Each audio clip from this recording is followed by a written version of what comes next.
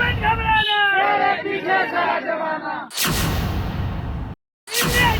मत घबराना, तेरे पीछे सारा जमाना। तेजस्वी यादव के गोपालगंज पहुंचने से पहले साधु यादव ने माहौल बना दिया है। दरअसल गोपालगंज उपचुनाव को लेकर लगातार सरगर्मियां तेज है। साधु यादव की पत्नी इंदिरा यादव चुनावी मैदान में है, तो वही आरजेडी की तरफ से मोहन गुप्ता को उम्मीदवार बनाया गया है।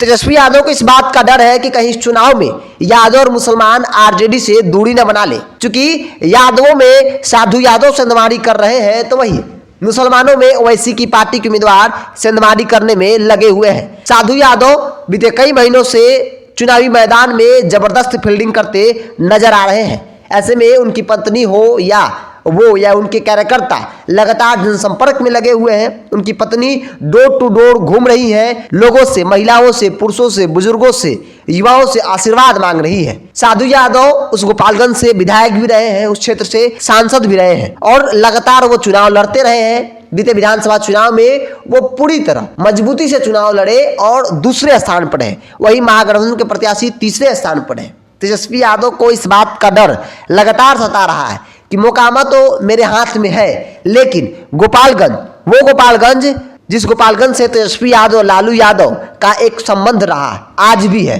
क्योंकि उसी गोपालगंज से लालू यादव आते हैं। तेजस्वी यादव का अगर कोई जिक्र होता है, उनके इतिहास का जिक्र होता है, तो गोपालगंज से शुरू होता है। गोपालगंज से लालू प्रसाद यादव आते हैं। ऐसे में तेजस्वी यादव के सामने एक चुनौती है कि यादव वोट न इधर उधर हो, मुसलमान जो है वो इधर उधर ना हो।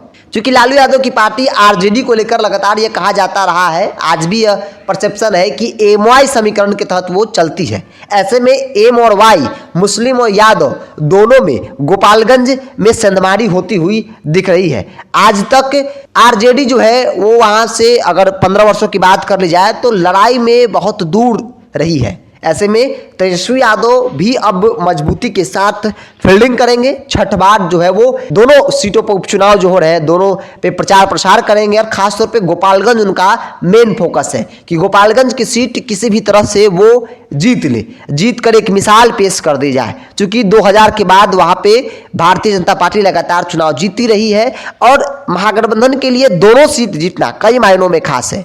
2 सीट से न सरकार को कोई फर्क पड़ता है न विपक्ष को, लेकिन जिस मिशन के साथ नीतीश कुमार चले हैं, जिसमें तेजस्वी यादव का समर्थन मिला है, अगर उस मिशन से पहले ही यानी कि 24 से पहले ही कोई चुनाव हार जाते हैं तो फिर विपक्ष जो है वो हावी हो जाएगी।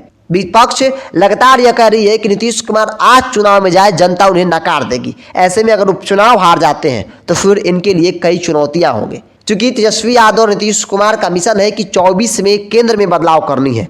अगर उपचुनाव हार जाते हैं तो फिर मनोबल जो है वो कहीं ना कहीं डाउन हो जाएगा। इन तमाम चीज़ों को लेकर, इन तमाम मसलों को लेकर नीतीश कुमार और तेजस्वी यादव पूरी तरह से सजग है। यहाँ तक नीतीश कुमार गोपालगंज ही नहीं बल्कि मोकामा में भी प्रचार करेंगे। गठबंधन धर्म का पालन करते हुए महागठबंधन जो है दोनों सीटों पर मजबूती से प्रचार प्रसार करेगी।